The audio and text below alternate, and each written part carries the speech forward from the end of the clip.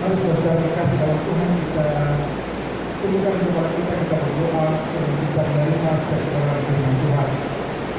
Kami mengucapkan syukur kepada Tuhan pada pagi hari ini kembali kami menerima setiap kebenaran firman. Biarlah kasih pemurahan Tuhan melimpah ke setiap kehidupan kami. Pengorbanan di atas kayu salib merupakan segala sesuatu yang berharga buat kami, ya Tuhan. Dan pagi hari ini kami kembali mengingat, kami kembali mengenang kematian-Mu di atas kayu salib buat kami. Dan Tuhan berbicara buat kami pada pagi hari ini supaya setiap kehidupan kami berharga di mata-Mu, ya Bapa. Terima kasih Tuhan, pakai hamba-Mu untuk menyampaikan setiap kebenaran firman-Mu ini. Sertai kami semua Tuhan, biarlah kuasa Roh Kudus di dalam setiap kehidupan kami mengartikan semuanya buat kami. Di dalam nama kami berdoa. Haleluya. Amin. Puji Tuhan, saudara dikasih di dalam Tuhan, kita ambil Alkitab kita buka di dalam firman Tuhan yang terambil di dalam kitab Matius pasalnya yang ke-27, ayatnya yang ke-45 sampai dengan ayatnya yang ke-46. Matius pasalnya yang ke-27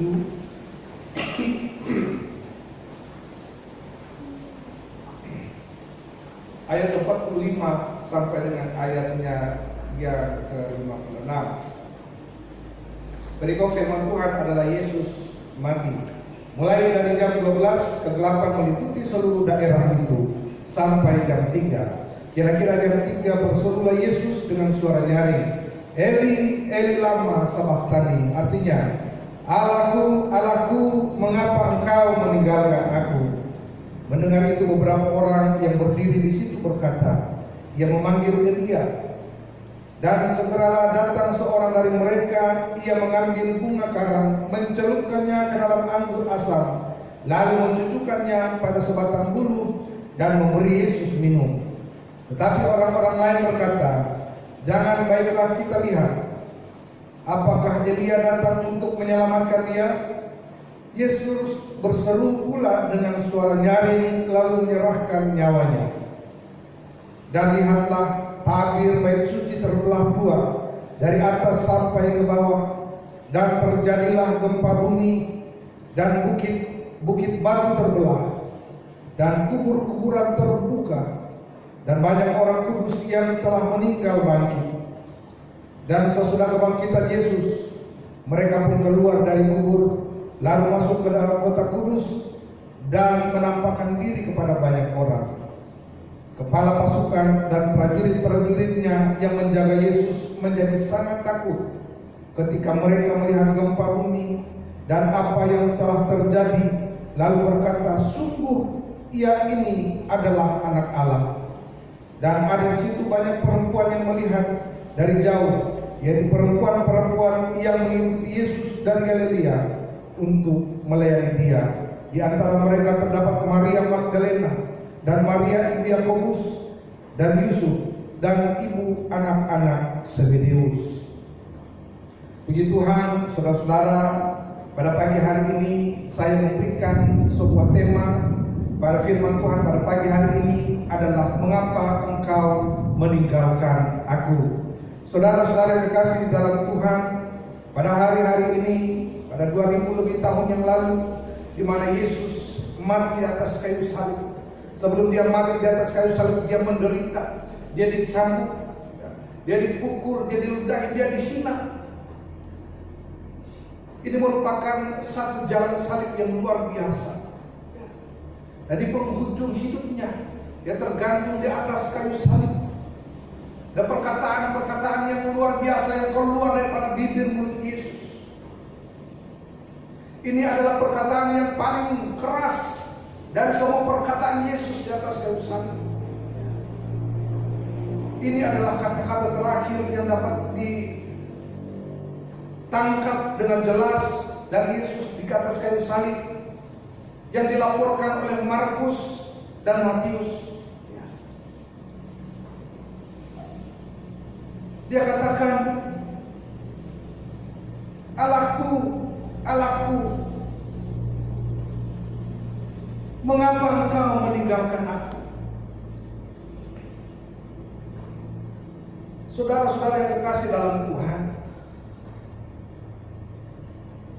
Yesus berkata, "Allahku, Allahku, mengapa engkau meninggalkan aku?"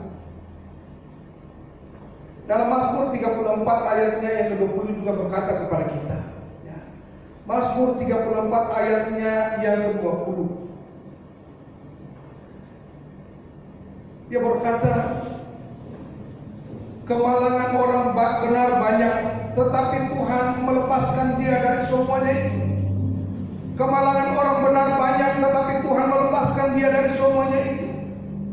Tetapi bagi Yesus, saudara-saudara, pelepasan tidak pernah datang. Bagi Yesus pelepasan itu tidak pernah datang. Mengapa pertolongan tidak pernah datang bagi Yesus? Kenapa Yesus harus mengalami semuanya itu? Banyak orang firman Tuhan katakan bahwa kemalangan orang benar itu banyak, tetapi Tuhan melepaskan mereka dari semuanya itu. Kenapa Yesus tidak pernah dilepaskan dari setiap penderitaan? Kenapa Yesus harus mengalami berbagai macam penderitaan itu, saudara?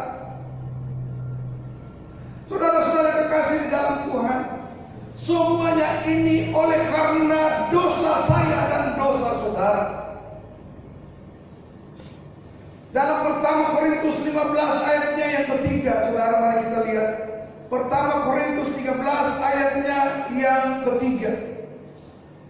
Pertama Korintus 15 ayatnya yang ketiga. "Sebab yang sangat penting telah kusampaikan kepadamu, yaitu apa yang telah terima sendiri, ialah bahwa Kristus telah mati karena dosa-dosa kita sesuai dengan kitab suci." Jadi Yesus menerima semuanya itu sampai dia mati terpaku di atas kayu salib. Oleh karena dosa saya dan dosa saudara-saudara sekalian. Markus dan Matius melaporkan bahwa pada jam 12 sampai dengan jam 3 sore, kegelapan meliputi daerah lokasi penyaliban Yesus Kristus. Dosa tampil seperti menunjukkan talinya buat dunia. Dosa muncul seperti menunjukkan giginya buat manusia. Dan Allah sangat membenci tampilan dosa ini, saudara. Penampilan daripada dosa ini Allah sangat membenci. Saudara-saudara kekasih, mengapa engkau meninggalkan aku? Mengapa? Yang pertama kita lihat, ini adalah pertanyaan yang gampang-gampang susah, saudara. Allah meninggalkan anaknya. Mengapa? Dalam Filipi 2 ayat 5 sampai dengan ayat yang ke-11, Rasul Paulus menjelaskan, melaporkan bahwa tentang Yesus dalam penyangkalan dirinya, dia disalib sampai mati. Dia menyangkali dirinya bahwa dia adalah tidak berdosa, tetapi dijadikan dosa ganti kita. Dia mau terpaku di atas kayu salib sampai mati oleh karena dosa-dosa saya dan saudara. Yesus sedang membela umat manusia. Yesus sedang membela orang-orang berdosa. Dia ingin saya dan saudara tidak mati. Dia ingin saya dan saudara selamat. Dia ingin saya dan saudara berada bersama-sama dia dengan Tuhan di dalam kerajaan surga. Yesus ingin saya dan saudara mengalami kebahagiaan yang kekal. Yesus ingin saya dan saudara mengalami sukacita yang kekal di dalam kerajaan surga bersama-sama dengan dia. Oleh sebab itu, dia rela terpaku sampai mati di atas kayu salib hanya buat saya dan saudara. Oleh sebab itu, saudara-saudara kekasih, mari kita jangan menyia-nyiakan pengorbanan Tuhan di atas kayu salib. Mari kita hormati pengorbanan Tuhan di atas kayu salib. Dia yang dibuat menjadi dosa ganti kita. Dia yang ditindas, dia yang dihina, dia yang ditikam, dia yang dirembukan sampai darahnya tertumpah, tubuhnya tercabik-cabik buat saya dan saudara. Dia mau kita menjadi orang-orang yang menang. Dia mau kita menjadi orang-orang yang selamat, saudara. Ya. Yang kedua, saudara-saudara yang dikasih dalam Tuhan, korban kematian Yesus berkenan di hadapan Allah. Korban kematian Yesus berkenan di hadapan Allah. Surat Ibrani menjelaskan kepada kita bahwa Yesus menjadi pokok keselamatan yang abadi bagi kita semua yang taat. Yesus menjadi pokok keselamatan yang abadi bagi kita semua yang taat. Saudara-saudara dikasih dalam Tuhan, saya mengatakan kepada kita bahwa ketaatan itu adalah kunci di mana kita bisa selamat. Taat kepada siapa? Taat kepada firman Tuhan. Taat kepada apa yang Yesus sampaikan kepada kita. Taat kepada segala sesuatu yang ada di dalam firman ini.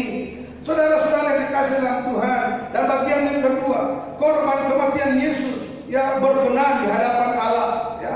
Korban kematian Yesus yang mau supaya Allah mau supaya setiap kita mengalami setiap kebaikannya. Allah mau supaya setiap kita menerima surga di dalam setiap kehidupan kita. Markus 10 ayatnya yang ke-45. Mari kita lihat saudara, Markus pasal 10 ayatnya yang ke-45. Firman Tuhan berkata seperti ini saudara. Karena Anak Manusia juga datang bukan untuk dilayani, melainkan untuk melayani dan untuk memberikan nyawanya menjadi tebusan bagi banyak orang. Satu ayat lagi buat kita dalam 2 Korintus 5 ayatnya yang ke-21. 2 Korintus pasalnya yang ke-5 ayatnya yang ke-21. Firman Tuhan berbunyi seperti ini. Dia yang tidak mengenal dosa telah dibuatnya menjadi dosa karena kita, supaya di dalam Dia kita dibenarkan oleh Allah. Saudara-saudara, yang itu sebabnya firman Allah mengatakan kepada kita, lihat anak domba Allah yang mengangkut dosa isi dunia. Anak domba Allah yang menanggung setiap dosa-dosa dunia ini. Saya dan saudara, ya, saudara-saudara, tidak ada satu korban persembahan pun ya yang dikorbankan oleh para imam dapat menyenangkan hati Bapa di surga. Tidak ada, ya, hanya korban Yesus Kristus saja. Korban Yesus Kristus, ya. Ibrani 10 ayatnya yang ke-4 sampai dengan ayatnya ke-18, ya. Firman Tuhan berkata bahwa korban anak domba Allah di Taman Eden, ya. Pengorbanan daripada anak domba Allah, ya. Kembali kita lihat di dalam kitab Kejadian pasalnya yang ketiga ayatnya yang ke-21. Dan Tuhan Allah membuat pakaian dari kulit binatang untuk manusia dan membuat untuk istrinya itu, lalu mengenakannya kepada mereka. Dan berfirmanlah Tuhan Allah, sesungguhnya manusia itu telah menjadi seperti salah satu dari kita.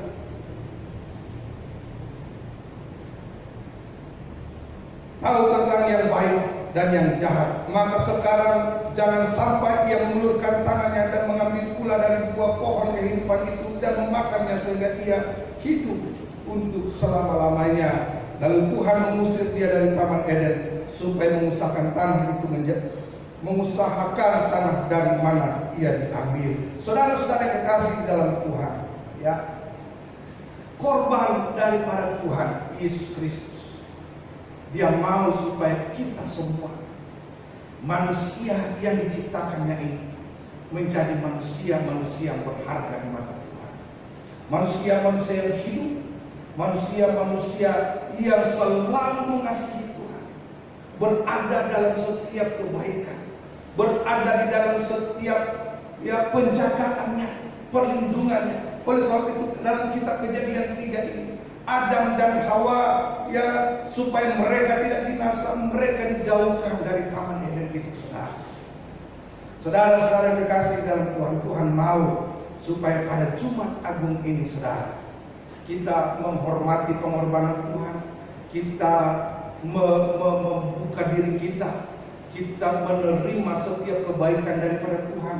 kita membuka hati kita supaya pengorbanan Yesus itu selalu kita jaga, kita pupuk, kita hidupkan itu dalam setiap kehidupan kita, supaya nama Tuhan ditinggikan, nama Tuhan diagungkan di dalam setiap kehidupan kita. Kita mengingat setiap pengorbanan Tuhan, kita mengingat segala sesuatu yang Tuhan berikan dalam setiap kehidupan kita.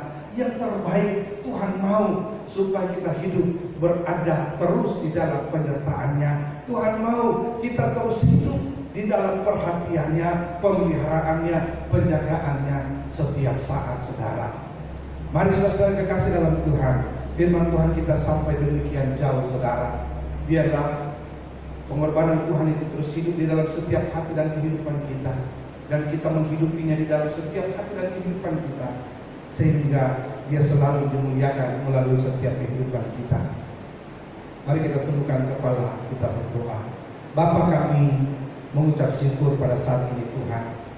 Engkau Allah boleh mengorbankan setiap kehidupan buat kami, sehingga kami boleh memperoleh setiap keselamatan itu Tuhan.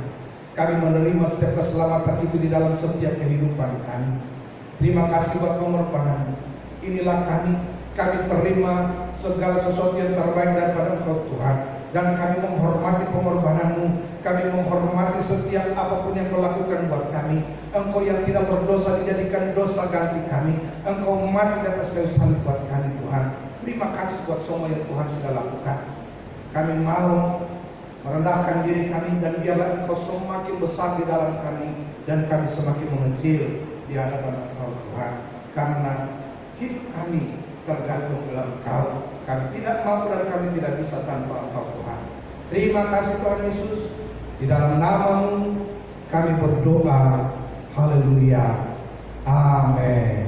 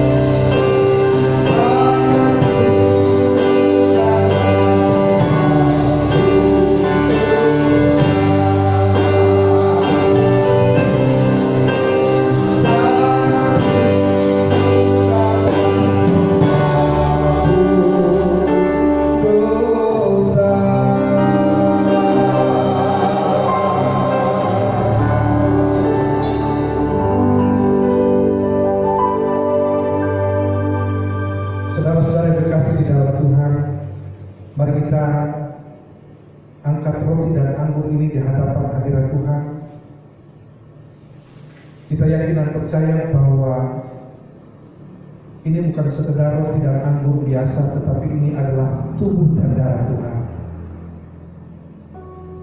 Angkatlah di hadapan hadirat Tuhan.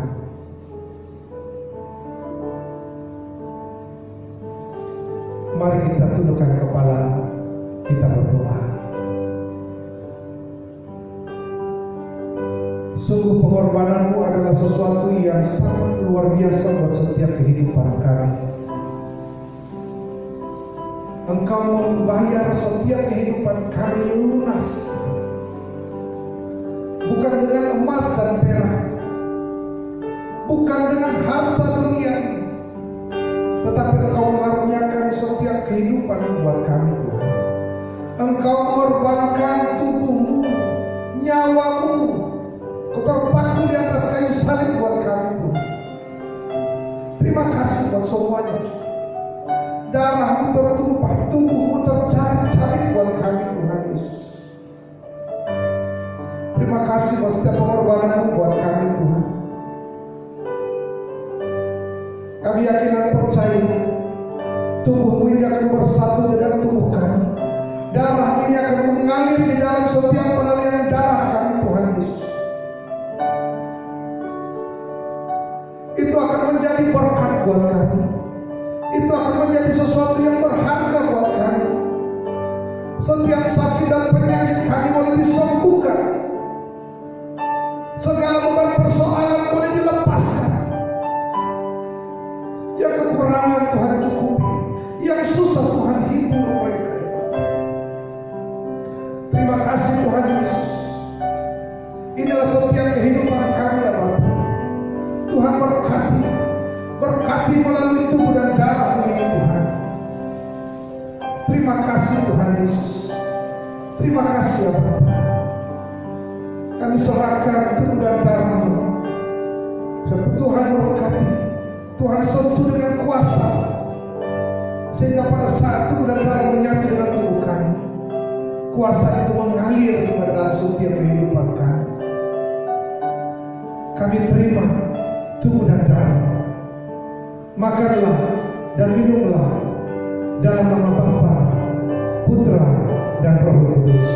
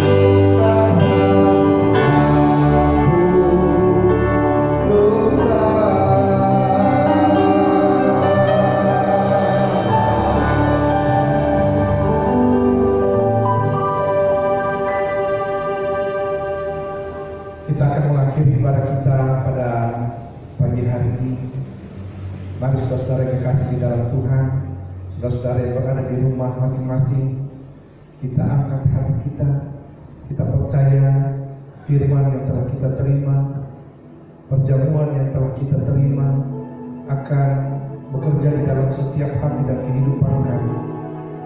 Mari saudara yang kekasih di dalam Tuhan, angkatlah hatimu di hadapan hadirat Tuhan. Fokuskan pandangan dan pikiranmu hanya kepada Tuhan. Saat ini Dia akan bekerja di dalam hatimu. Dia akan menyentuh setiap hatimu. Apa yang engkau rasakan saat ini, apa yang engkau alami saat ini, percayalah, tangan Tuhan tidak kurang panjang untuk menolong setiap kehidupan. Telinganya tidak kurang tajam untuk mendengar setiap keluh kesahmu saat ini. Kita berdoa. Bapa yang baik, saat ini kami datang di hadapan hadirat-Mu ya Tuhan, menyerahkan seluruh kehidupan kami ke dalam tangan-Mu ya Bapa. Meminta perlindungan Tuhan atas setiap kehidupan kami. Meminta tangan Tuhan yang penuh dengan kuasa itu melindungi setiap kehidupan kami, memeluk setiap kami ya Tuhan Yesus.